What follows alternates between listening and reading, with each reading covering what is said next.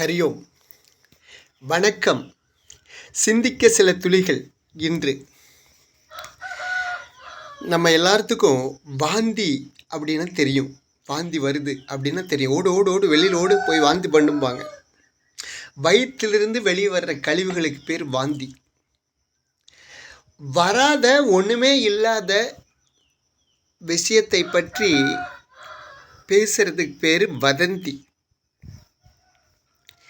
வதந்தினா ஒன்றுமே இருக்காது. வாந்தி உள்ளிருந்து வெளிவருது, கண்ணுக்கு தெரியுது. ஆனால் வதந்தி ஒன்றுமே இல்லாததை பற்றி பேசுறது. உதாரணத்துக்கு நைட்டு 1 மணிக்கு ஒருத்தர் வந்தார்.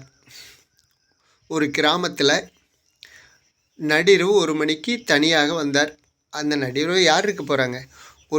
அந்த ஊருக்கு பக்கத்தில் ஒரு பெரிய புளிய மரம். அந்த புளிய மரத்து வழியாக வந்தார்.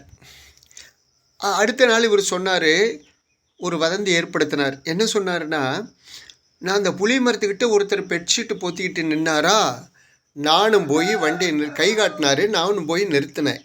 நானும் மெயின் ரோடு வரையில் வர்றேன்னாரு. சரி உட்காருங்கன்னு அவர் உட்கார்ந்தார். மெயின் ரோடு திரும்பி பார்க்குறேன், இறங்குங்கன்னு சொல்லி திரும்பி பார்க்குறேன், ஆளை காணா. எனக்கு பக்குனுது. எப்படா இறங்குனதே தெரியலையே, ஆளை காணுமே அப்படின்னு சொல்லி ஒரு கதை விட்டார். ஊரில் இருக்கிறவங்க ஆமாம் நானும் தான் பார்த்தேன். ஒரு நாள் அங்கே வந்தார், அங்கே நின்னார். 2 பேர் நின்னாங்க. ஒரு அம்மா குழந்தைய வச்சுக்கிட்டு நின்னாங்க. இப்படியெல்லாம் இவர் காலை வச்சார், ஒருத்தர் கையை வச்சார், அப்புறம் தலையை வச்சார், ஒருத்தர் உடம்பை வச்சான். இப்படியே ஒரு பெரிய உருவமாக்கி அந்த இடத்துல பெரிய முனி வாழ்கிறதாக சொல்லி அந்த நைட்டு 10 மணி ஆனால் அந்த புளிய மரத்தடிக்கு யாருமே போகாத நிலையை உருவாக்கிட்டாங்க.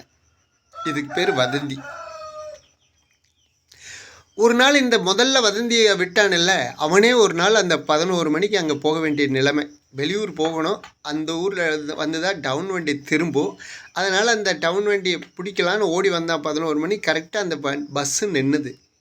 டிரைவரை காணா, கண்டக்டரை காணா, யாரையுமே காணா. பஸ்ஸு மட்டும் நிற்கிது. அப்புறம் இவன் என்ன பண்ணா, என்ன ஒருத்தரையுமே காணா, பஸ்ஸுக்குள்ளேன்னு ஏறினான். ஒருத்தரையுமே காணுமே அப்படின்ட்டு போய் உட்காந்தா.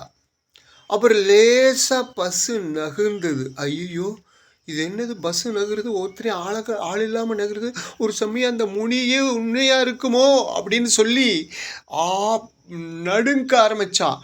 பின்னாடி ஒரு கை தோளில் கை வச்சுது. அப்படியே விறுவிறுவிறுன்னு திரும்பி பார்த்தான். டிரைவர் நின்னார். ஏய், அறிவு இருக்கா? வண்டி செல்ஃப் எடுக்க மாட்டேங்குது, நாங்களே தள்ளிகிட்டு இருக்கிறோம், நீ உள்ளே உட்காந்துருக்க அப்படின்னார். அப்பா அப்படின்னு சொல்லிட்டு மனசில் நிம்மதி பெருமூச்சு விட்டான்.